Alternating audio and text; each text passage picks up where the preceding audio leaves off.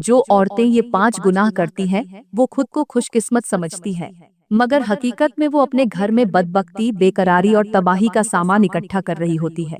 वो अपने ही हाथों से अपने घर की बरकत खत्म कर रही होती है और फिर रोती है, मौलवियों और पीरों के पास जाती है कि हमारे रिज़्क में बरकत नहीं, हमारे शौहर हमसे खुश नहीं, हमारे बच्चे नाफरमान हो गए हैं। मगर ऐ औरतों, कभी सोचा कि ये सब क्यों हो रहा है?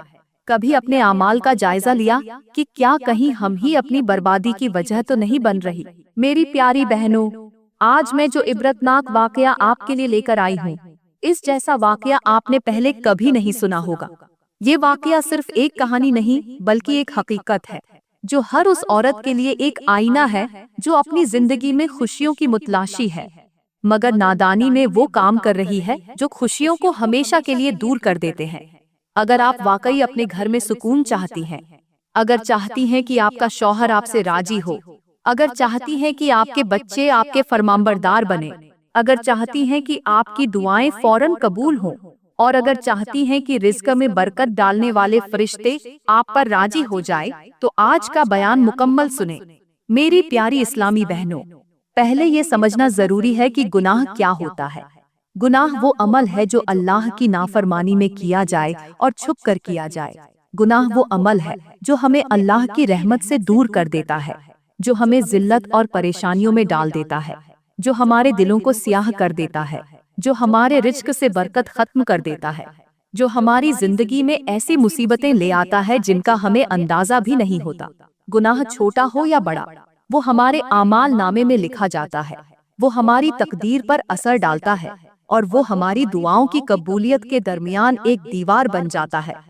अल्लाह फरमाता है कि गुनाह इंसान की बर्बादी की सबसे बड़ी वजह है, और जो लोग अपनी ख्वाहिशात के पीछे लग जाते हैं और हो जाते हैं, वो कभी कामयाब नहीं होते। अल्लाह ने हमें बार बार नसीहत की है कि गुनाह से बचो, वरना तुम्हारी जिंदगी में वो हालात आएंगे जिन्हें तुम बदलना भी चाहोगे तो बदल नहीं सकोगे। मेरे नबी ने फरमाया, जब बंदा गुनाह करता है तो उसके दिल पर एक स्याह नुक्ता लगा दिया जाता है, और अगर वो तौबा न करे तो वो नुक्ता बढ़ता रहता है, यहाँ तक कि पूरा दिल स्याह हो जाता है। फिर वो नसीहत कबूल नहीं करता, फिर उसका दिल सख्त हो जाता है, और फिर उसे गुनाह करते हुए कोई शर्म नहीं आती।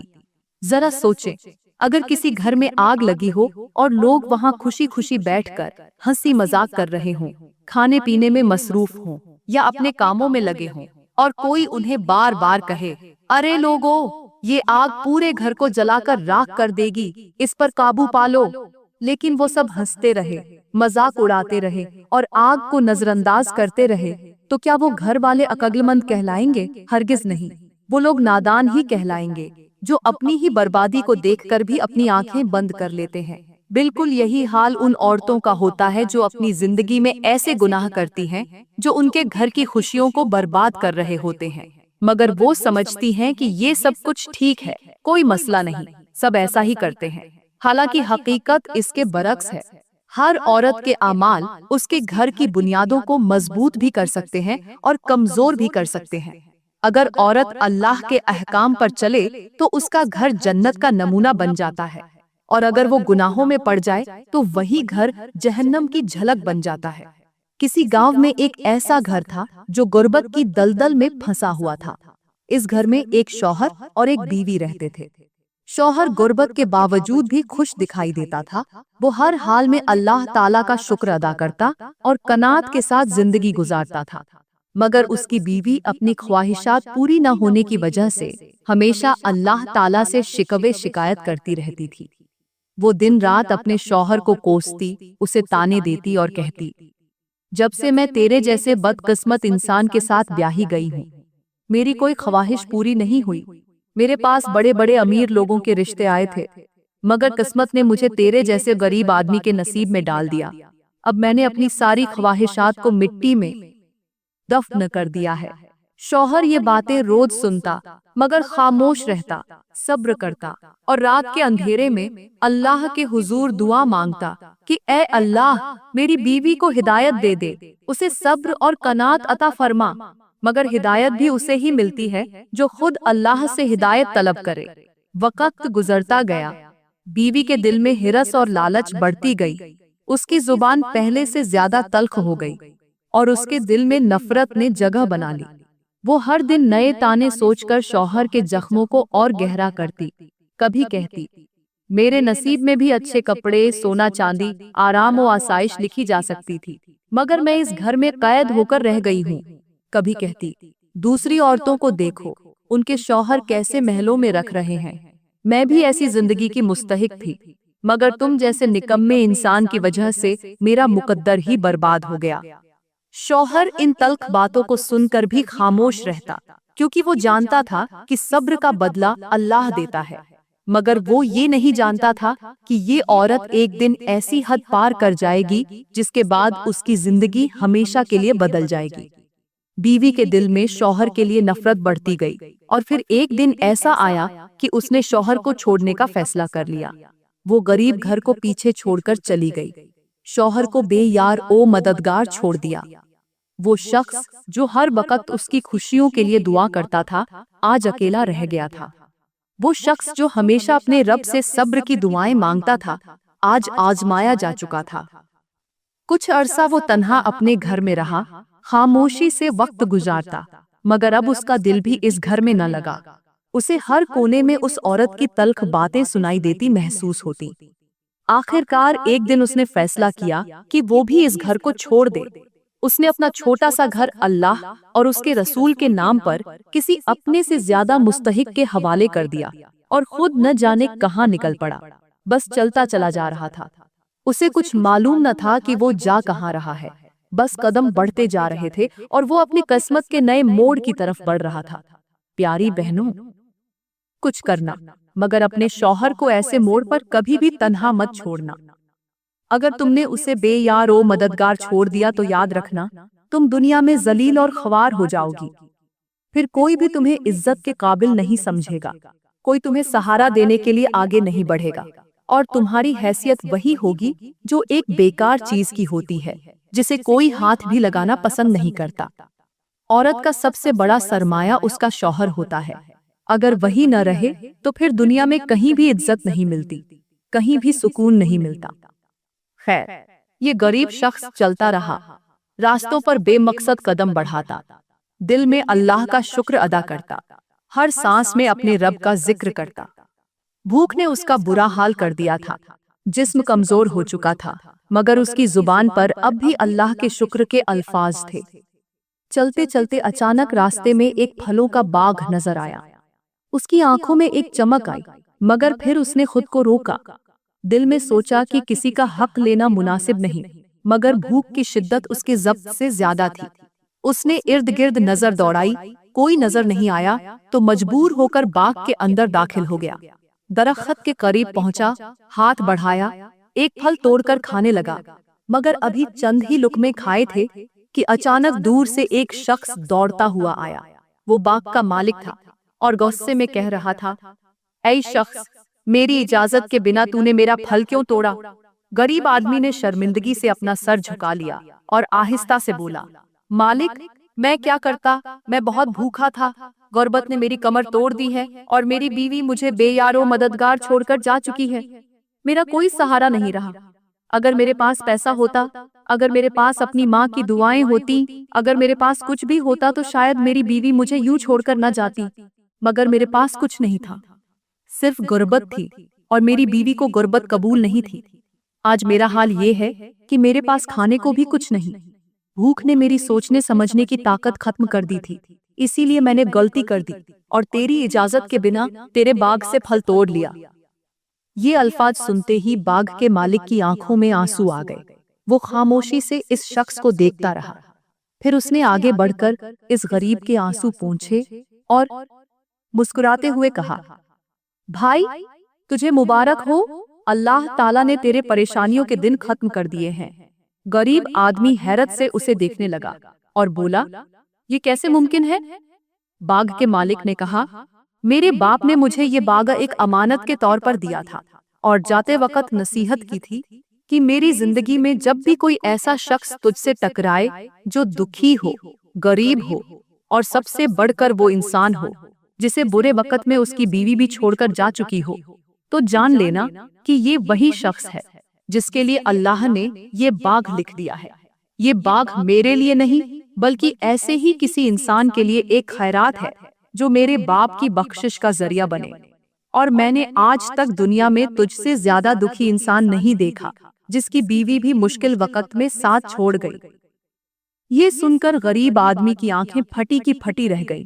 اس کا دل زور زور سے دھڑکنے لگا، آنکھوں سے آنسو بہنے لگے اور اس کی زبان سے ایک ہی جملہ نکلا، کیا یہ باغ آج سے میرا ہو گیا؟ باغ کے مالک نے مسکرا کر کہا، ہاں، یہ باغ اب تیرا ہے، یہ اللہ کی طرف سے تیرے لیے انعام ہے۔ اب تو یہاں اپنا رزق کما، یہاں سکون سے رہ، اور میری ایک گزارش ہے کہ جب بھی دعا مانگے تو میرے باپ کی مغفرت کے لیے ضرور دعا کر۔ یہ الفاظ سنتے ہی غریب شخص وہیں سجدے میں گر گیا اور روتے ہوئے کہنے لگا، اے اللہ، تو نے میری شکر گزاری کا بدلہ دنیا میں ہی دے دیا، مگر میں پھر بھی تیرا لاکھ لاکھ شکر ادا کرتا ہوں۔ وہی شخص جو چند لمحات پہلے تک بھوک سے نڈھال تھا، جس کے پاس رہنے کے لیے چھت تک نہ تھی، جسے دنیا نے ٹھکرا دیا تھا، آج وہی ایک لمحے میں اتنا امیر ہو چکا تھا کہ اس کے پاس اللہ کی عطا کی ہوئی جنت جیسی باغ تھا۔ وہ باغ بھی اس کا ہو گیا، نوکر بھی مل گئے، وقت گزرتا گیا اور ایک دن ایسا آیا کہ وہی غریب شخص علاقے کا سب سے بڑا امیر بن چکا تھا۔ اب اس کے ایک حکم پر لاکھوں لوگ لبیک کہتے تھے، اس کے سامنے لوگ ادب سے جھک جاتے تھے۔ اس کی دولت کا شمار ممکن نہ رہا تھا، سب کچھ تھا مگر دل میں ایک خلا تھا، ایک کمی تھی جو ہر خوشی میں ادھورے پن کا احساس دلاتی تھی۔ وہ اپنی بیوی کو یاد کرتا تھا جس نے اسے غربت میں چھوڑ دیا تھا۔ وہ سوچتا کہ اگر وہ اس کے ساتھ رہتی، صبر کرتی، تو آج اس کے قدموں میں ساری دنیا ہوتی۔ تو وہ خود ہی اپنی قسمت خراب کر بیٹھی۔ ایک دن اس نے اپنے غلام کو بلایا اور کہا، جاؤ میرے لیے رشتہ ڈھونڈو، مگر شرط یہ ہے کہ وہ عورت کسی امیر گھرانے کی نہ ہو۔ میں کسی ایسی عورت سے شادی کرنا چاہتا ہوں جو غربت میں پلی بڑی ہو، جس کے نصیب میں فاقے لکھے گئے ہوں، جس کے گھر میں ننگ و افلاس کا راج ہو۔ غلام نے مالک کا حکم سنا اور فوراً نکل پڑا۔ بستی کا چپا چپا چھان مارا، کئی گھروں کے حالات دیکھے، مگر ایک ایسا گھر ملا جو غربت کی آخری حد کو چھو رہا تھا، جہاں 2 وقت کی روٹی بھی میسر نہ تھی۔ وہیں ایک عورت کے ساتھ امیر شخص کا رشتہ طے ہو گیا اور دن مقرر کر دیا گیا کہ فلاں تاریخ کو بارات آئے گی۔ وقت گزرتا گیا، دن آ پہنچا، اور وہ شخص جو کبھی فاقوں پر زندگی گزارتا تھا، آج دھوم دھام سے اپنی بارات لے کر آیا۔ اس کی شادی ہو گئی، اس کی زندگی میں خوشیاں آ گئیں، اور اللہ نے اسے 5 خوبصورت بچوں سے نواز دیا۔ وقت کا پہیہ تیزی سے گھومتا رہا، وہ اپنی زندگی میں بے حد خوش تھا۔ ایک دن وہ اپنے بچوں اور بیوی کے ساتھ دسترخوان پر بیٹھا کھانے میں مصروف تھا کہ اچانک دروازے پر کسی مانگنے والی عورت نے دستک دی۔ اللہ کے نام پر کوئی مجھے روٹی کا ایک ٹکڑا دے دے تاکہ میں اپنی بھوک مٹا سکوں۔ آواز سن کر اس کی بیوی اٹھی، مگر شوہر نے ہاتھ سے روکا اور کہا، تم بیٹھو، میں خود جا کر فقیر کو کھانا دیتا ہوں۔ وہ شخص دسترخوان سے کچھ روٹیاں اور سالن اٹھا کر دروازے کی طرف بڑھا۔ جیسے ہی اس نے کھانے کا تھال فقیرنی کے سامنے رکھا، اس عورت کی نظر اس پر پڑی اور وہ چیخ مار کر پیچھے ہٹ گئی۔ اس کی چیخ سن کر وہ حیران رہ گیا اور پوچھنے لگا، اے مانگنے والی، تجھے کیا ہوا؟ تیری چیخ کیوں نکلی؟ کیا تجھے کوئی تکلیف ہے؟ اگر بیمار ہے تو میں تیرا علاج کروا دوں، اگر بھوکی ہے تو تیرے سامنے کھانا رکھ دیا ہے، پھر یہ خوف کیوں؟ وہ عورت تھر تھراتے ہوئے بولی، کیا تم نے مجھے پہچانا نہیں؟ وہ شخص غور سے اسے دیکھنے لگا، مگر سامنے ایک کمزور، بوڑھی اور بدحال عورت کھڑی تھی، جس کا چہرہ جھریوں سے بھرا تھا، جس کی آنکھوں میں آنسو اور جسم میں تھر تھراہٹ تھی۔ وہ بولا، نہیں، میں نے تجھے نہیں پہچانا، تو ایک عام سی بڑھیا لگ رہی ہے۔ یہ سن کر وہ عورت جھار و کتار رونے لگی اور کہا، میں وہی بدبخت عورت ہوں جس نے تجھے تیری غربت میں چھوڑ دیا تھا، جس نے تیری عزت نفس کو رون دیا تھا، جس نے تیری محبت کو پیسوں کے لیے ٹھکرا دیا تھا اور تجھے بے یار و مددگار چھوڑ کر چلی گئی تھی۔ مگر دیکھو، اللہ نے میرے ساتھ کیا کیا۔ آج میں بھیک مانگ رہی ہوں، میرے پاس نہ عزت رہی، نہ مال، نہ خوبصورتی، نہ کوئی سہارا۔ وہ عورت جو کبھی شوہر کو تانے دیتی تھی، آج اس کی زبان لڑکھڑا رہی تھی۔ وہ ہاتھ جو کبھی شوہر کو دھتکارتے تھے، آج وہی ہاتھ اس کے آگے سوالی بن کر پھیلے تھے۔ وہ چہرہ جس پر کبھی غرور تھا، آج بدحالی اور جھریوں سے بھرا ہوا تھا۔ بیوی روتے ہوئے کہنے لگی، جس زبان سے میں تجھے تانے دیتی تھی، جس زبان سے میں تجھے گالیاں دیتی تھی، جس زبان سے میں تجھے دکھ دیتی تھی، آج دیکھو وہ زبان لڑکھڑانے لگی ہے، آج وہ زبان توتلی ہو چکی ہے۔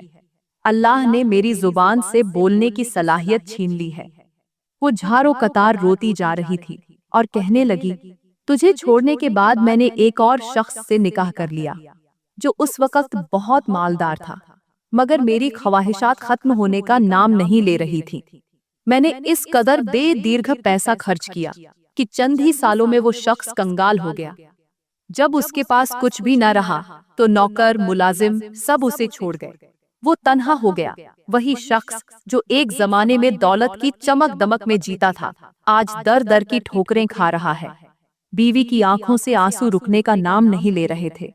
وہ اپنے کانپتے ہاتھوں سے چہرہ ڈھانپ کر کہنے لگی، مجھے سمجھ آ چکی تھی کہ جو کچھ میرے ساتھ ہوا وہ میری اپنی غلطیوں کا نتیجہ تھا۔ میں نے ایک صابر شوہر کو غربت میں چھوڑ دیا تھا، اور آج میرا انجام دیکھ لو۔ اب میرا حال یہ ہے کہ میں صبح سے شام تک خیرات مانگتی ہوں، بھیک مانگتی ہوں، اور جو کچھ ملتا ہے وہ شام کو اپنے شوہر اور بچوں کو کھلاتی ہوں۔ 5 سال سے میں اسی آزمائش میں مبتلا ہوں۔ بیوی نے ہاتھ جوڑ کر کہا، مجھے معاف کر دو۔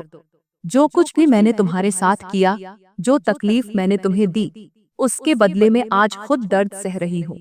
اگر تم نے مجھے معاف نہ کیا تو مجھے میرا اللہ بھی معاف نہیں کرے۔ یہ الفاظ سن کر مالدار شخص کی آنکھوں میں آنسو آ گئے۔ وہ خود بھی بے اختیار رونے لگا۔ ایک لمحے کے لیے اس کی نظریں نیچی ہو گئیں، پھر اس نے آسمان کی طرف دیکھ کر گہری سانس لی اور بولا، اے عورت، جب جب تو مجھے دکھ دیتی تھی میں اللہ کا شکر ادا کرتا تھا۔ میں نے غربت میں بھی صبر کا دامن مضبوطی سے پکڑا۔ آج تو خود سوچ کہ جو اللہ کی ناشکری کرے اس پر کیسی نحوست آتی ہے، اور جو صبر کرے اللہ اسے کہاں پہنچا دیتا ہے۔ دیکھ لے، تیری ناشکری نے تجھے کہاں لا کھڑا کیا اور میرے صبر نے مجھے کہاں پہنچا دیا۔ اللہ نے مجھے وہ کچھ عطا کیا جو میرے وہم و گمان میں بھی نہیں تھا۔ میں غربت میں بھی خوش تھا اور آج امیری میں بھی خوش ہوں، کیونکہ میں ہر حال میں اللہ کا شکر ادا کرتا رہا۔ پھر وہ رک کر تھوڑا آگے بڑھا اور کہا، اے عورت، تو نے جو کچھ میرے ساتھ کیا میں نے تجھے معاف کر دیا، اللہ کی رضا کے لیے۔ میں نے اس دنیا میں بھی تجھے معاف کیا اور آخرت میں بھی تجھے معاف کر دیا۔ یہ الفاظ سنتے ہی وہ عورت چیخ مار کر زمین پر گر پڑی۔ اس کے لب کپ کپا رہے تھے، ہاتھ لرز رہے تھے، سانس اکھڑ رہی تھی، اور چند ہی لمحوں میں اس کی روح قبض کر لی گئی۔ وہ زمین پر ہمیشہ کے لیے خاموش ہو گئی۔ اس کا غرور، اس کی خواہشات، اس کا فخر، سب کچھ مٹی میں مل گیا۔ مگر موت سے پہلے وہ زمین پر اپنی انگلی سے لکھ کر گئی تھی، کاش میں نے صبر کیا ہوتا۔ سب کچھ کرنا، مگر اپنے شوہر کو غربت کے دنوں میں بے یار و مددگار مت چھوڑنا۔ اگر چھوڑو گی تو یاد رکھنا تمہارا انجام بھی وہی ہوگا جو میرے ساتھ ہوا۔ مالدار شخص چند لمحات خاموش کھڑا رہا، پھر اس نے اس عورت کے گھر کا پتہ لگایا، اس کے موجودہ شوہر تک پہنچا، اسے ساری حقیقت بتائی، بیوی کی موت کی خبر سنائی۔ اب آگے کہانی سنیے، عبرتناک انجام سنیے۔ آپ رونے پر مجبور ہو جائیں گی، توبہ کرنے پر مجبور ہو جائیں گی۔ جیسے ہی اس عورت کے شوہر نے اپنی بے جان بیوی کو غسل دینے کے لیے لٹایا، وہاں موجود عورتوں کی آنکھیں حیرت اور خوف سے پھیل گئیں۔ کچھ کانپنے لگیں، کچھ کے لبوں پر سرگوشیاں مچلنے لگیں، اور کچھ نے ایک دوسرے کو حیرت اور خوف سے دیکھنا شروع کر دیا۔ یہ کیا ہو رہا ہے؟ کسی نے آہستہ سے کہا۔ اس کا چہرہ اتنا سیاہ کیوں ہو رہا ہے؟ اس کی آنکھیں اندر کیوں دھس رہی ہیں؟ جیسے ہی عورت کا دوپٹہ ہٹایا گیا، سب کے دل دہل گئے۔ چہرہ ایسا سیاہ تھا جیسے کوئلہ، ہونٹ نیلے پڑ چکے تھے، آنکھوں میں ایک خوفناک وحشت تھی، جیسے مرنے کے بعد بھی اسے کچھ دکھایا جا رہا ہو۔ جسم اکڑ چکا تھا اور بدن پر ایک عجیب سختی چھا چکی تھی، جیسے یہ لاش نہیں بلکہ پتھر کا بے جان ٹکڑا ہو۔ غسل دینے والی عورتوں نے جیسے ہی اس کے ہاتھ کھولنے کی کوشش کی، وہ حیرت سے پیچھے ہٹ گئی، کیونکہ اس کے ہاتھ مڑ کر کسی اور ہی سمت میں جم گئے تھے۔ یہ کیا ہے؟ ये हाथ ऐसे क्यों जम गए हैं? किसी ने हकलाते हुए कहा, यही वो हाथ थे जिनसे इसने अपने शौहर को धुतकारा था। यही वो हाथ थे जिनसे इसने माल और दौलत के नशे में शौहर को कमतर समझा था। आज ये हाथ उसी सज्जा में जकड़े जा चुके हैं। जैसे ही उसकी जुबान को देखा गया तो सब चीख उठे। ये जुबान जो हर वक्त शौहर को ताने देती थी, जो हर वक्त नाशुक्री का झर उगला करती थी, आज वो जुबान सूजकर हलक में जा चुकी है, जैसे अल्लाह ने उससे आखिरी बार भी बोलने का हक छीन लिया हो।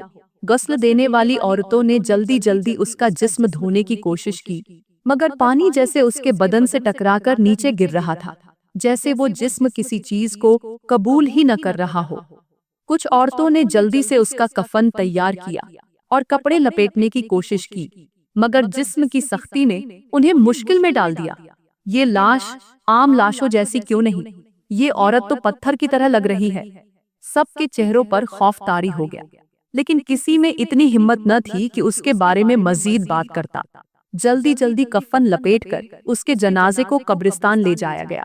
जैसे ही कब्र खोदी गई और मैयत को नीचे उतारने की बारी आई तो सबकी सांसें थम गईं। जमीन ने कब्र को तंग कर दिया था। गड्ढा छोटा महसूस होने लगा, जैसे वो इस बदन को कबूल ही न कर रही हो। कुछ लोग इस मंजर को देखकर पसीने में शराबोर होने लगे। कुछ के लब खामोश हो गए, कुछ ने तो पीछे हटने में ही आफियत समझी। जैसे ही उसे दफनाने के लिए मिट्टी डाली गई तो एक अजीब सी बदबू कब्र से महसूस होने लगी, एक ऐसी सड़ांध जिसने सबको खौफ में मुबतला कर दिया। ये क्या है? ये बदबू कहाँ से आ रही है? किसी ने कपड़े से अपनी नाक ढांप ली। कुछ लोग कांपने लगे। ये वही औरत थी जो दौलत के नशे में अपने शौहर को कमतर समझती थी, जो अपने गुरूर में इतनी अंधी हो चुकी थी कि शौहर की मोहब्बत और कुर्बानी को नजरअंदाज कर दिया था, जो हर वक्त उसके रिज़्क़त को ताने देती थी। आज वही औरत न दुनिया में इज्जतदार रही, न मरने के बाद उसे सुकून मिला। जैसे ही उसकी कब्र मुकम्मल बंद की गई, कुछ देर बाद आसमान पर काले बादल छा गए, हवा रुक गई और माहौल पर एक भयानक सन्नाटा छा गया। कुछ औरतें जो उसके जनाजे में शामिल थीं, वो खौफजदा होकर वहां से भागने लगी। ये क्या हो रहा है? ये मंजर इतना खौफनाक क्यों लग रहा है? कब्र के करीब खड़े एक बुजुर्ग शख्स ने एक ठंडी आह भरी और कहा, यही अंजाम होता है उस औरत का जो अपने शौहर को गुर्बत में तन्हा छोड़ देती है, जो अपने गुरूर में आकर शौहर की इज्जत नहीं करती, जो दौलत के नशे में अपनों को ठुकरा देती है। अल्लाह हर जुल्म का बदला देता है और आज हमने इसका वाजह मंजर देख लिया। जैसे ही जनाजे में शामिल होने वाली औरतें घरों को वापस गईं, तो सबके चेहरे जर्द पड़ चुके थे।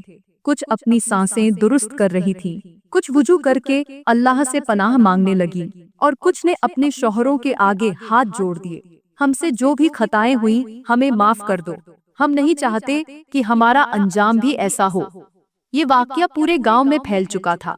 हर औरत कांप रही थी, हर जुबान पर एक ही जुमला था, शौहर को तकलीफ देना, उसकी गुर्बत को ताने देना, उसके हाल पर नाशुक्री करना, ये वो गुनाह है जिनका बदला दुनिया में भी मिलता है और आखिरत में भी। कुछ दिन बाद उस अमीर शख्स ने उस औरत के घर का पता लगाया, उसके मौजूदा शौहर को जाकर इत्तिला दी।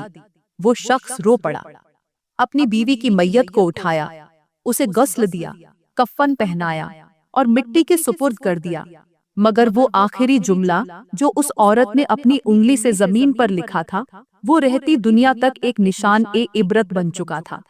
सब कुछ करना, मगर अपने शौहर को गुरबत में बेयार व मददगार छोड़ने की गलती मत करना, वरना अंजाम वही होगा जो मेरे साथ हुआ।